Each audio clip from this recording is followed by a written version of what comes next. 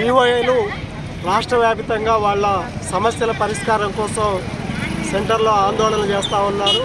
Tent వేసుకొని సమ్మెలోకి పోయారు. వాళ్ళు కనీస వేతనం 26,000 రూపాయలు ఇస్తానని చెప్పి ముఖ్యమంత్రి రేవంత్ రెడ్డి గారు ఆయన పిసిసి అధ్యక్షుడిగా ఉన్నప్పుడే వీళ్ళ ఆందోళనల దగ్గరకు వచ్చి చెప్పి హామీ ఇచ్చారు. ఆ హామీని ఇప్పుడు అమలు చేయమని చెప్పి అడుగుతూ ఉన్నారు.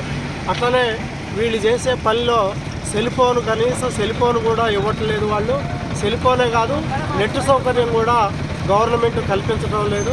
అందుకే వాళ్ళు చేసే పనులన్నీ ఆన్లైన్లో చేయాలి కాబట్టి, బ్యాంకింగ్ రంగంలో పని కాబట్టి అందరికీ కూడా ట్యాబులు ఇవ్వాలని చెప్పేసి ప్రధానమైన డిమాండు.